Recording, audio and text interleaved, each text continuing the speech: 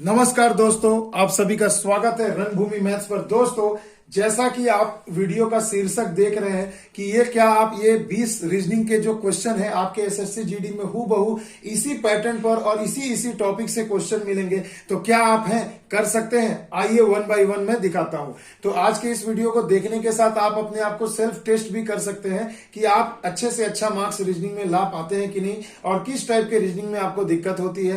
तो जिस टाइप के रीजनिंग में दिक्कत होगी आप मेरे प्लेलिस्ट में जाइए, सभी रीजनिंग के टॉपिक्स पर वीडियो बने हैं, वहां से अपने कंसेप्ट को क्लियर कर सकते हैं। तो देखिए दोस्तों, पहला जो क्वेश्चन है स्क्रीन पर आप देख रहे हैं कोडिंग डिकोडिंग से है। देखिए अल्फाबेट वाला कोडिंग दिया है। कहा गया है कि यदि टीरेस, तो देखिए मैं क्वेश्चन नंबर 1 से आपको बता रहा हूं, TERRACE, टीरेस को लिखा गया है 70, तो कहा जा रहा है बालकोनी को क्या लिखेंगे। तो सिंपल सी चीज है दोस्तों, एकदम हर दिन आपको ऐसा एक वीडियो मिलेगा, वो मैथ हो या रीजनिंग। आप वीडियो को मेरे फॉलो करते जाइए, लास्ट टाइम में ये 15 दिन में आप बहुत अच्छी तैयारी कर सकते हैं। तो देखिए दोस्तों, कमी को ढूंढिए और उस पर लग जाइए।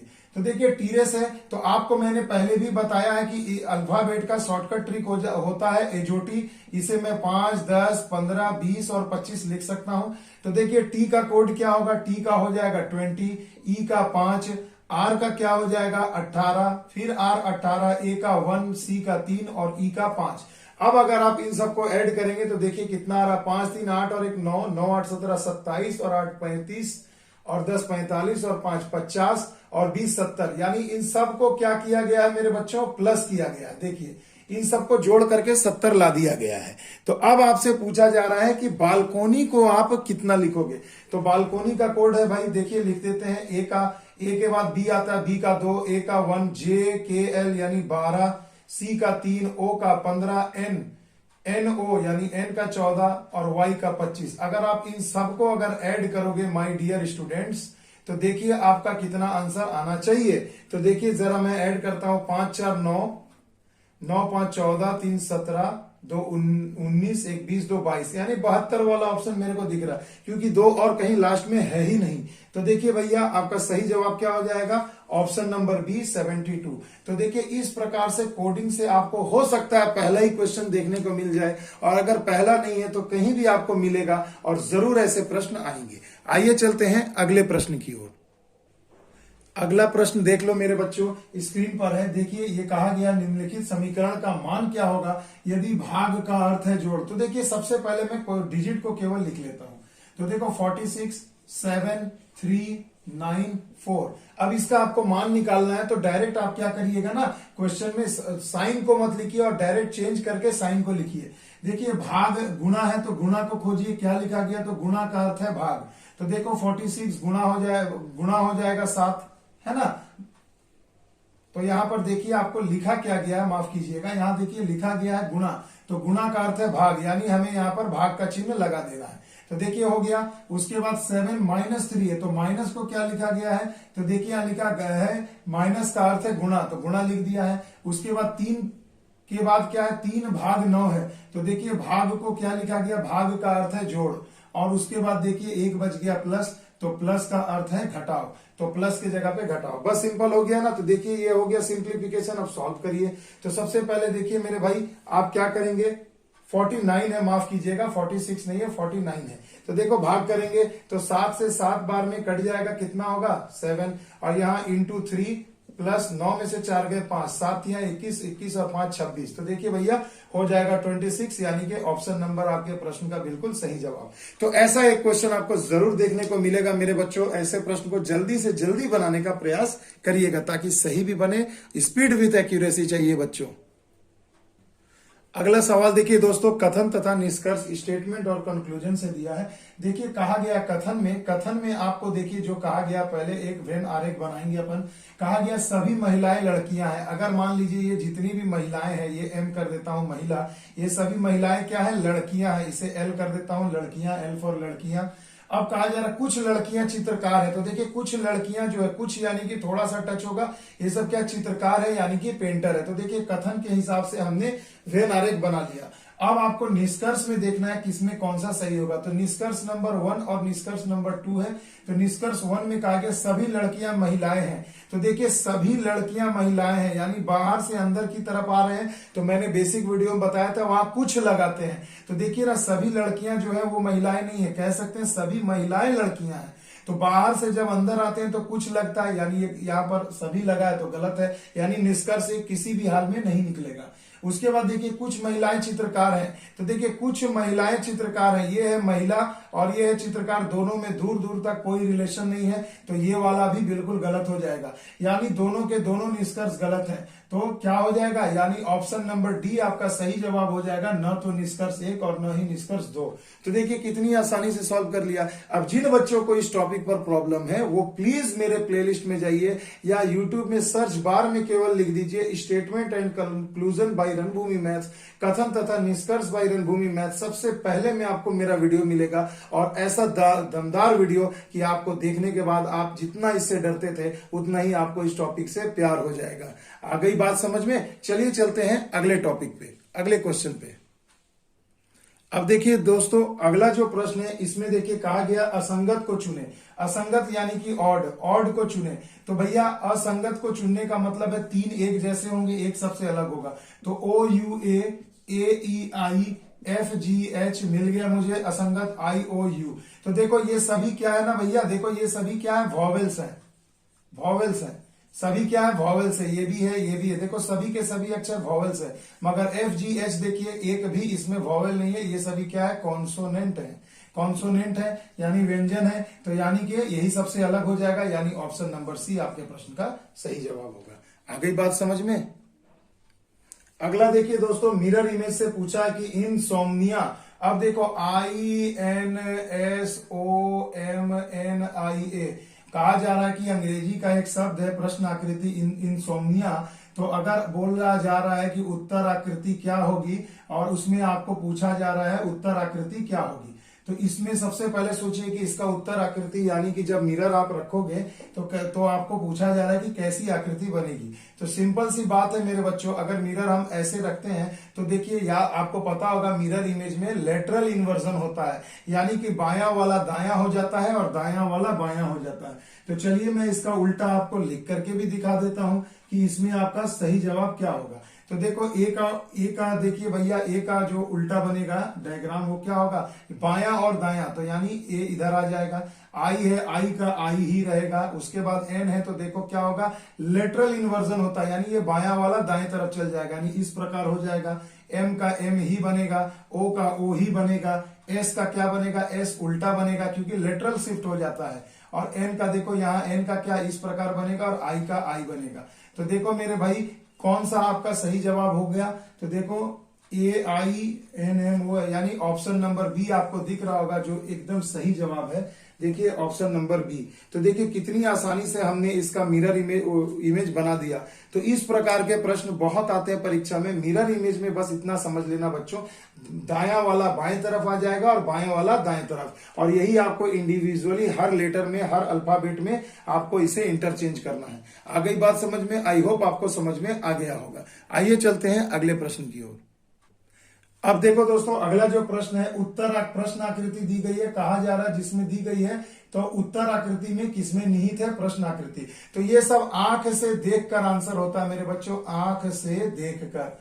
ये सब विजुअल क्वेश्चंस हैं, ये ज्यादातर प्रयास करिएगा, आपको कोशिश करना होगा कि ये सब आंख से ही देख के बन जाए। कलम आप चला सकते हैं नो प्रॉब्लम, मगर आंख से देख करके भी आप बना सकते हैं। तो देखो इस प्रकार से जो शेडेड लाइन जो बन रहा है इस प्रकार से, ये आपको किसमें दिख रहा है यही आपसे पूछा गया है।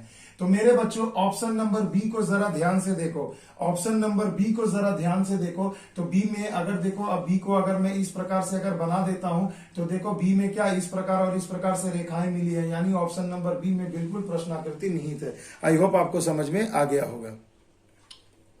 अब देखिए दोस्तों बेहतरीन क्वेश्चन है, कहा जा रहा है कि PQRST अखबार पढ़ते हैं। अब देखो 5 लोग हैं जो अखबार पढ़ते हैं। तो चलिए पहले मैं सीरियल नंबर लिख लेता हूं 1 2 3 4 एंड 5। अब देखो मैंने लिख दिया, कहा जा रहा है PQRST 5 लोग हैं जो अखबार पढ़ते हैं। अखबार को पहले पढ़ने वालों पढ़ने वाला इसे टी को देता है। तो इस लाइन से आप क्या समझे कि जो सबसे पहले बंदा अखबार पढ़ेगा वो टी को दे रहा है, यानी दूसरा व्यक्ति जो पढ़ेगा अखबार वो कौन होगा, टी होगा। तो देखो दूसरे पोजीशन पे हमने टी को लिख दिया। अंत में पढ़ने वाले ने इसे आर से लिया, यानी जो अंत में यानी 5 नंबर बंदा जो होगा जो आखिर में पढ़ेगा वो अखबार किससे लेगा, तो आर से लेगा, यानी कि 4 नंबर पे कौन हो गया, आर हो जाएगा। इतना तो बात क्लियर है मेरे बच्चों। अब देखो कह रहा है कि क्यू इसे पढ़ने वाला पहला या अंतिम नहीं है, यानी कि मेरे बच्चों यहां पर क्यू नहीं होगा पहला और यहां पर क्यू नहीं होगा अंतिम। तो देखो सिर्फ एक ही जगह बच गई है क्यू के लिए और वो है तीसरे स्थान पे। क्लियर है। तो अब देखो फिक्स हो गया पोजीशन। अब पूछा जा रहा है पी और आर के बीच में 2 पढ़ने वाले बंदे हैं। कहा, पी और आर के बीच में, यानी कि इससे मुझे यह पता चल गया कि पी यहां होगा तब ना, पी और आर के बीच में 2 बंदे हैं। अगर आप पी यहां बैठाओगे तो पी और आर के बीच में कोई बंदा नहीं है। आ रही है बात समझ में? तो सीधी सी बात हो गई। तो आखिर में क्या हो जाएगा यहां पर तब आप एस बैठा दोगे। तो अब देखो क्या पूछा जा रहा है, अखबार पढ़ने वाला तीसरा व्यक्ति कौन है। तो देखो अखबार पढ़ने वाला तीसरा व्यक्ति कौन है माय डियर, ऑप्शन तो देखो क्यू हो जाएगा। क्यू आपको किस ऑप्शन में दिया, बी में, यानी आंसर आपका बी हो जाएगा। आगे बात समझ में? तो देखो कितनी चुटकियों में मैंने बेसिक कंसेप्ट से आपको ये समझा दिया। आई होप आपको मजा आया होगा।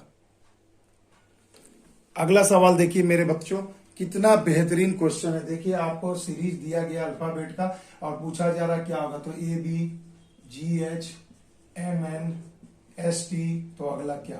तो सोचो जरा सा, ए बी है, इसके बाद क्या है, सी डी ई एफ, यानी 4 अल्फाबेट का गैप है। फिर देखो जी एच आ गया, फिर उसके बाद देखो आई जे के एल, 4 अल्फाबेट का गैप है, फिर एम एन आ गया।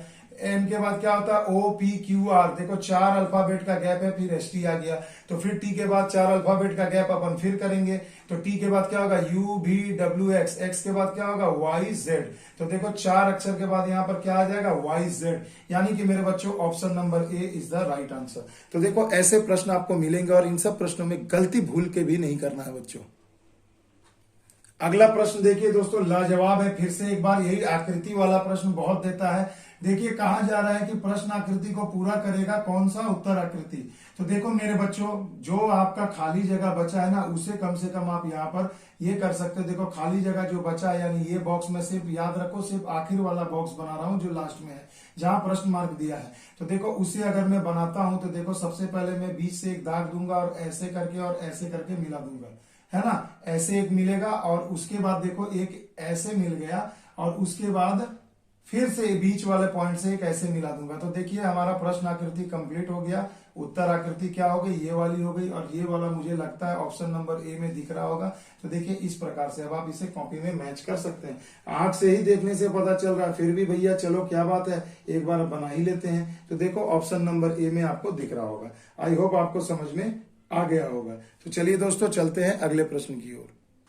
अब देखिए सादृश्यता से अगला प्रश्न है, एनालॉजी से। कहा जा रहा है हृदय, तो कार्डियोलॉजी। तो अब जरा सा समझो ना मेरे बच्चों, हार्ट है और आपको लिखा गया है कार्डियोलॉजी। तो ये क्या है, पहले इसका तो संबंध देखिए। तो हृदय के अध्ययन को क्या कहते हैं, कार्डियोलॉजी कहते हैं, आपको पता है। तो रोग अस्पताल नहीं होगा, वायरस से वायरोलॉजी होगा, शैवाल विज्ञान का कवक होगा और पौधे हो जाएंगे वनस्पति शास्त्र। तो देखिए क्या इसमें आपको सही जवाब लग रहा है? जी हाँ मेरे बच्चों, बिल्कुल आप सही सोच रहे हैं। वायरस की स्टडी को हम लोग क्या कहते हैं, वायरोलॉजी कहते हैं। क्या कहते हैं, वायरोलॉजी कहते हैं। तो यानी कि मेरे बच्चों ऑप्शन नंबर बी आपके प्रश्न का बिल्कुल सही जवाब हो जाएगा। अब देखिए दोस्तों, अल्फाबेटिकल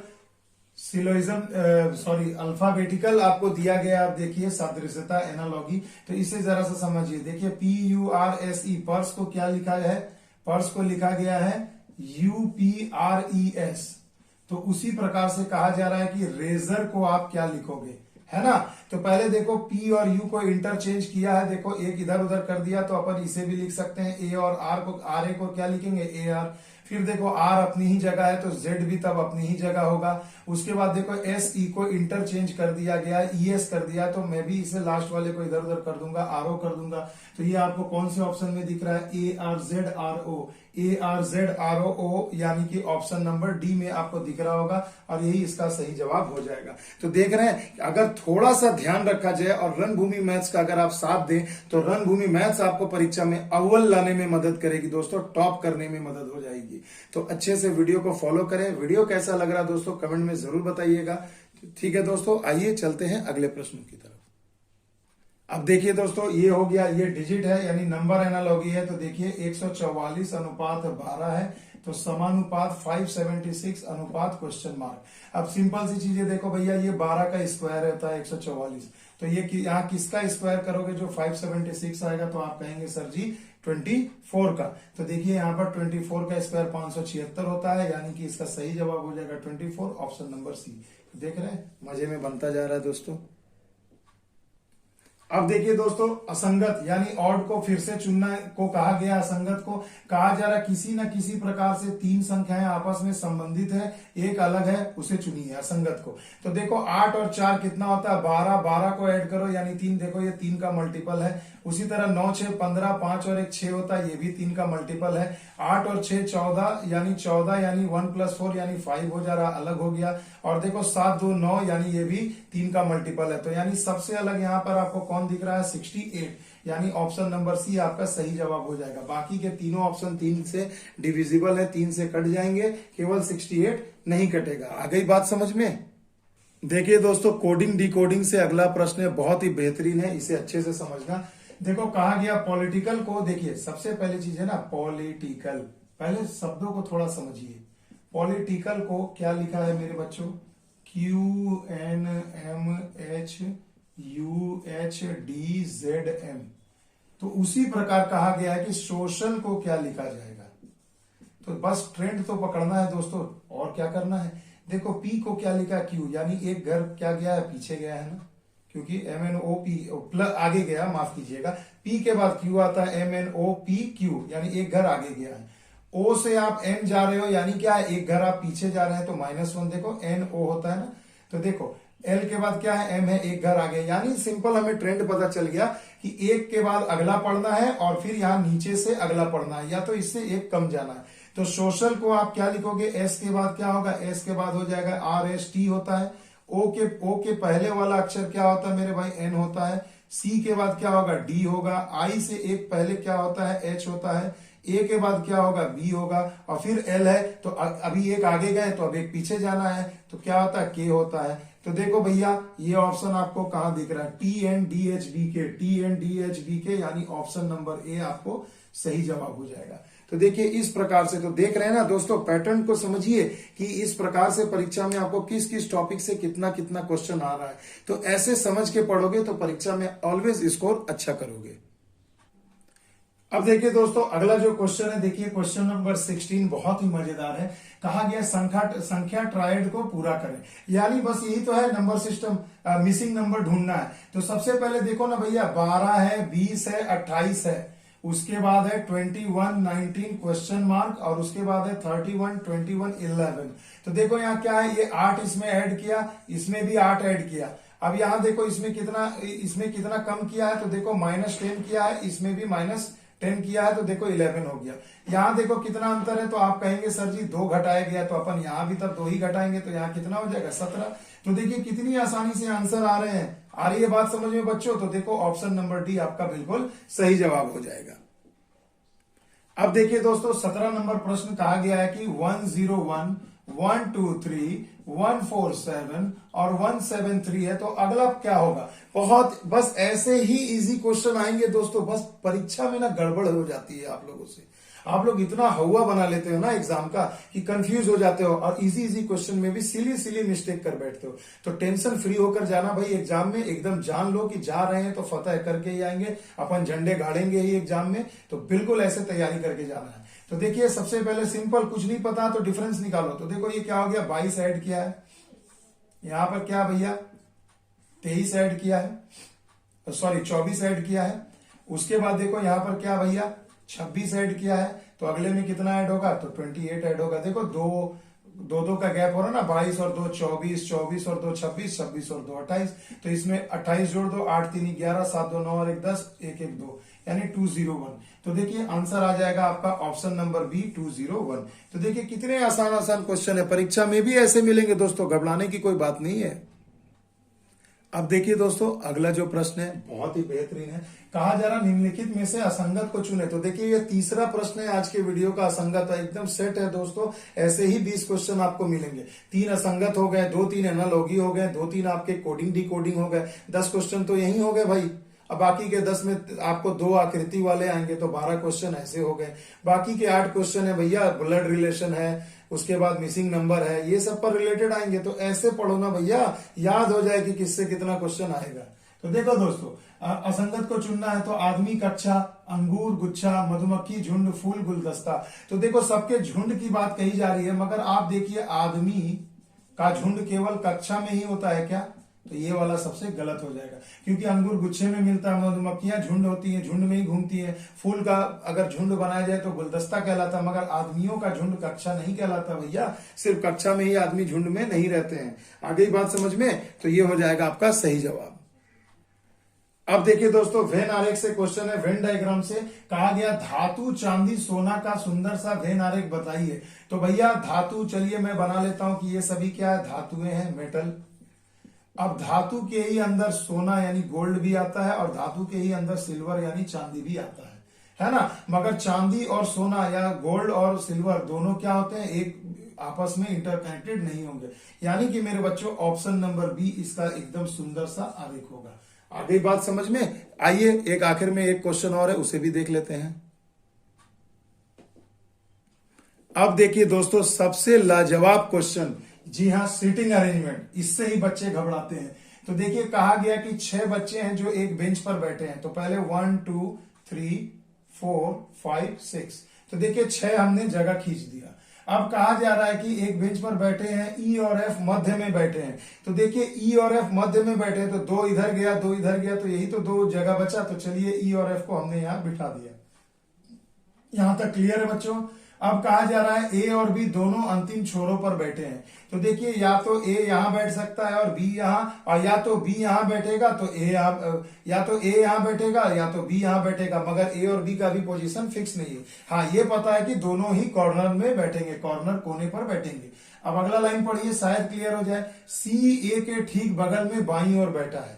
तो देखो अगर ए यहां बैठेगा तो सी कहां, बगल में बाईं ओर बैठेगा, तो बाईं ओर तो जगह ही नहीं है। तो इस लाइन से हमें ये क्लियर हो गया कि भैया यहां पर तब ए नहीं होगा, यहां बी होगा, और ए यहां पर होगा, और इसके बगल में बाईं ओर सी को आप बैठा सकते हो। आगे बात समझ में क्लियर। तो देखो ए और बी का भी पोजीशन फिक्स नहीं था, धैर्य रख के अगला लाइन पढ़ा गया, तो देखिए क्लियर हो गया। आगे बात समझ में। तो सी कहां है, ए के बगल में बाईं ओर है। अब बच गया कौन भाई, एक बंदा बच गया डी। चलिए यहां पर हमने बिठा देते हैं, काम खत्म। पूछा क्या भैया, बी के ठीक दाईं ओर कौन बैठा है। तो बी के ठीक दाईं ओर कौन बैठा है मेरे भाई, तो बी के ठीक दाईं ओर डी बैठा है। और ये किस ऑप्शन में आपको दिख रहा है, ऑप्शन नंबर ए में आपको दिख रहा होगा। तो देखो ये हो गया ना। तो देखो आ गया ना भैया 20 आउट ऑफ 20। मात्र 10 से 15 मिनट के इस वीडियो में देखो 20 आउट ऑफ 20 आ गया। तो इस तरह से तैयार करो मेरे भाई अपने आप को, क्योंकि रीजनिंग एसएससी जीडी के लिए स्कोरिंग है, और ये वीडियो सिर्फ एसएससी जीडी ही नहीं, आपको एसएससी के हर एग्जाम के लिए ये मदद करेगा। तो आई होप आपको मजा आया होगा दोस्तों, कमेंट में जरूर बताइएगा। मिलते हैं अगले वीडियो में, तब तक के लिए दोस्तों जय हिंद, जय भारत।